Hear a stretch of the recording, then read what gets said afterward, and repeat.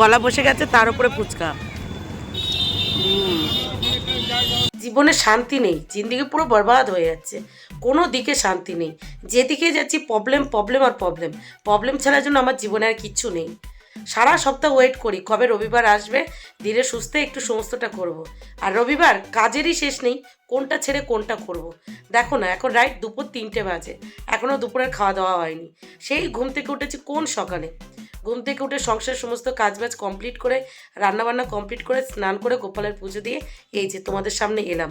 কাজের পর কাজ করে যাচ্ছি, সেই সকাল 6টা থেকে কাজের পর কাজ করে যাচ্ছি, কাজ আর শেষ হয় না। আজকে প্রচুর কাজ ছিল, মানে ফেসবুক নিয়ে আমার কিছু কাজ ছিল, একটা কাজও কিছু করতে পারলাম না। ভিডিও এডিটিং সে তো দূরে থাক, সেটাও হচ্ছে না। কী যে করবো বুঝে উঠতে পারছি না। একদিকে সংসারের সমস্ত কাজবাজ, বাচ্চাদের সামলানো, একদিকে ফেসবুক, একদিকে ইউটিউবে তো ভিডিও দেওয়াই হচ্ছে না, করাই হচ্ছে না। কোনটা ছেড়ে কোনটা করব বুঝে উঠতে পারছি না। তো যাই হোক, চলো, রান্নাবান্না কমপ্লিট করেছি। আজকে সানডে স্পেশাল কী কী রান্নাবান্না করেছি চলো তোমাদেরকে দেখিয়ে নিই, তারপর খাওয়া দাওয়া করি, তারপর ধীরে সুস্থে এখনের পর থেকে যা যা করবো টুকিটাকি এখানেই শেয়ার করবো, তোমরা দেখতেই পাবে। তো দেখতে থাকো আর আমার সঙ্গে থাকো। আর হ্যাঁ, একটা গুড নিউজ আছে, তোমাদের অনেক অনেক ভালোবাসায় আর আশীর্বাদে আজকে কিন্তু আমার ফেসবুক পেজের ফ্যামিলি সংখ্যা হচ্ছে 1,13,000। তো তোমরা সবাই এত ভালোবাসতো, থ্যাংক ইউ সো মাচ গো। চলো খাওয়া দাওয়া করি, অনেক কাজ ভিডিও এডিটিং বাকি আছে, সেটা তো করতে হবে, তাই না? শীতকালে ছুটির দিনের সকাল মানে ঘুম থেকে উঠেই আগে কাঁথা বালিশ লেপ কম্বল এগুলো রোদ্রে দেওয়া। তো দেখো, আজকেও ঘুম থেকে উঠে সবার প্রথমে এই যে কম্বল টম্বল রোদ্রে দিয়েছিলাম এখানে, এই যে, আর এই যে এখানে। তো স্নান করতে যাওয়ার আগে তুলে নিয়ে এসেছি, এখনও ভাঁজ করা হয়নি, বিছানায় রাখা আছে, এখন আর করবো না, আগে খাওয়া দাওয়া করবো। দেখো ভালো গরম হয়েছে, ভালো গরম হয়ে গেছে, থাক। গুড আফটারনুন দুষ্টু, গুড আফটারনুন মামা, গুড আফটারনুন।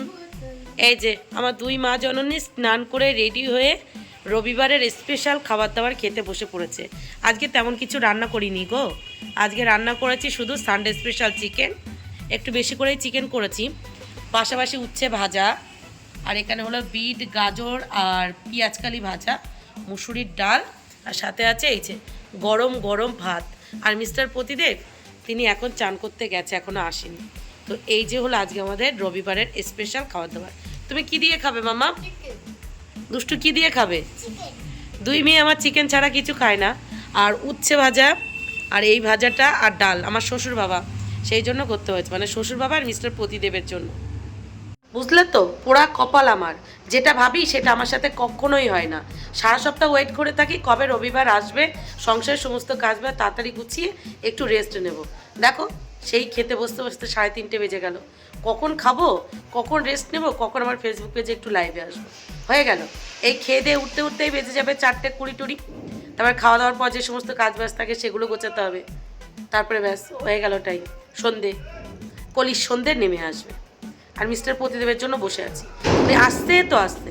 আর পাশে ওই যে দেখো, ওই যে দেখা যাচ্ছে, ওই যে পাশে হলো সিমেন্ট বালির দোকান, তার আওয়াজ, এদিকে রাস্তার আওয়াজ। কি করে কোথায় যাব ভিডিও করতে? ঘরের ভিতরে দরজা দিয়ে ভিডিও করব? শুধু কি ঘরের মধ্যেরটুকু দেখাবো? মাথা পুরো পাগল হয়ে যায়, কি যে বলবো, মানে কি যে করব বুঝে পাই না সময় সময়। আর কাচাকুচি করে রেখে এসেছি, মিস্টার প্রতিদেব স্নান করে এসে সেগুলো মেলে দিচ্ছে। চলো, কিছু তো করছে, কাজে তো আসছে, এটাই অনেক। আজকে হ্যাঁ, সকালের ব্রেকফাস্টটা মিস্টার প্রতিদেব বানিয়েছিল, স্পেশাল চাউমিন, সেটা ভিডিও করা হয়নি কারণ আমার মটকা গরম হয়েছিল, বুঝেছো?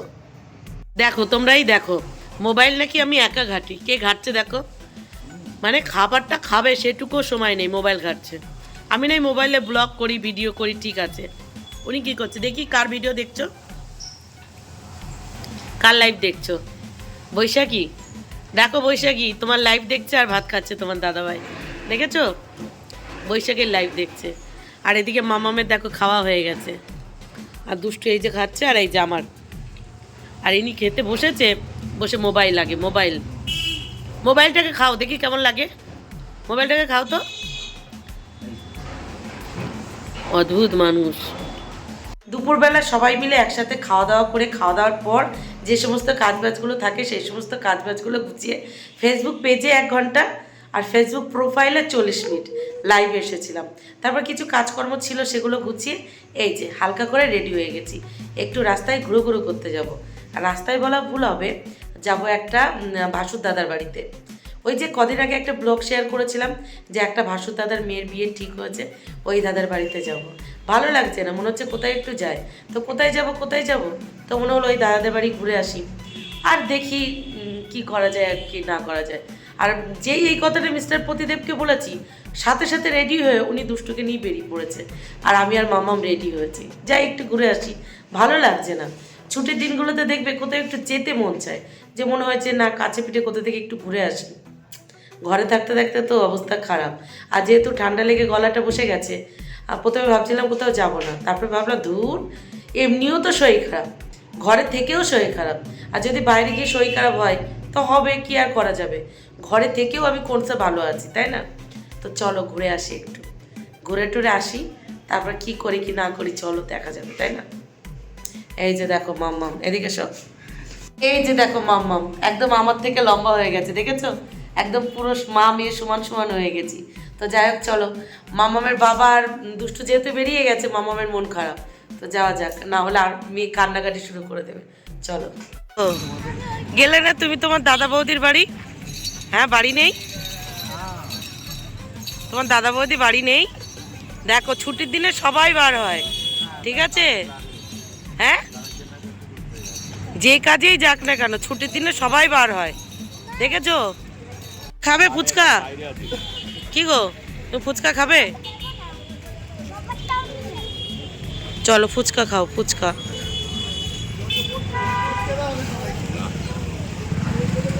দাদা ফুচকা খাবে? হ্যাঁ তুমি বললে নাকি? আসো দাদা ফুচকা খাও।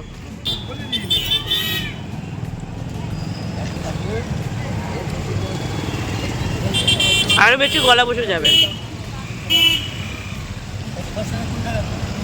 তোমরা কেউ খাবে ফুচকা? চলে এসো। আগে শুকনো দাও, শুকনো দাও, শুকনো।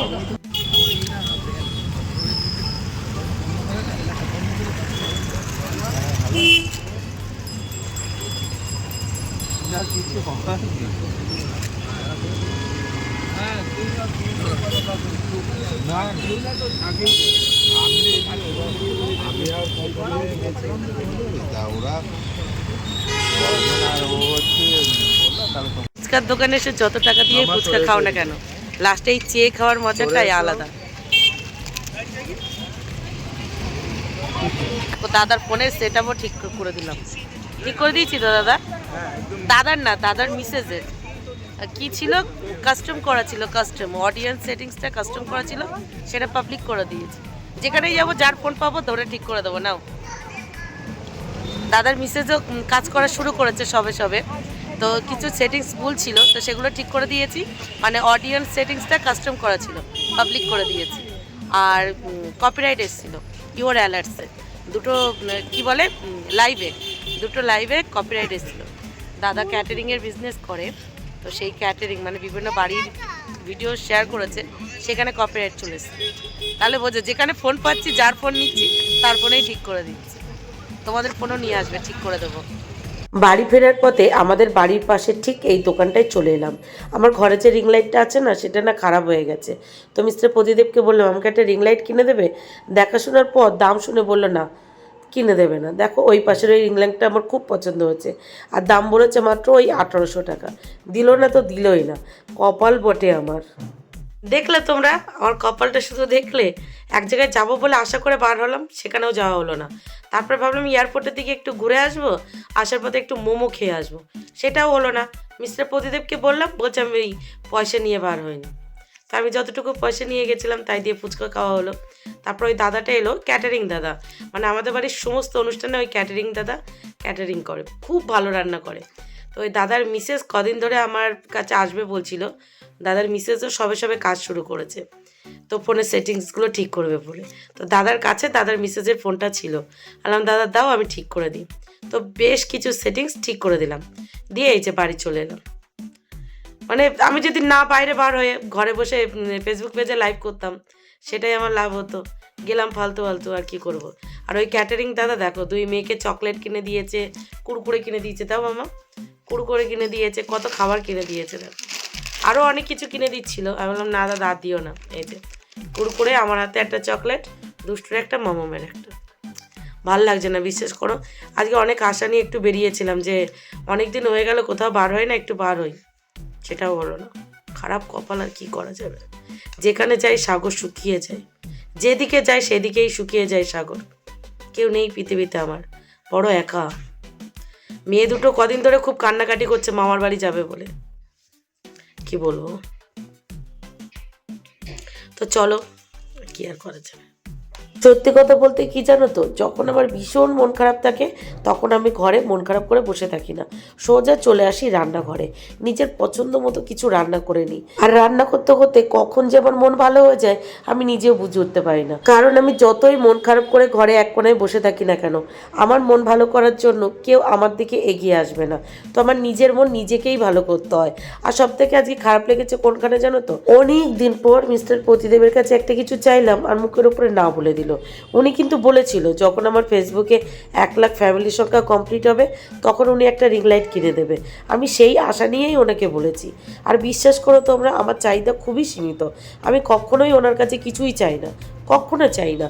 কারণ চাইলেও ওই মুখের উপরে না বলে দেয়, আমি ওই নাটা না সহ্য করতে পারি না। তো আজকে যখন বলেছে ভীষণ মন খারাপ লেগেছে।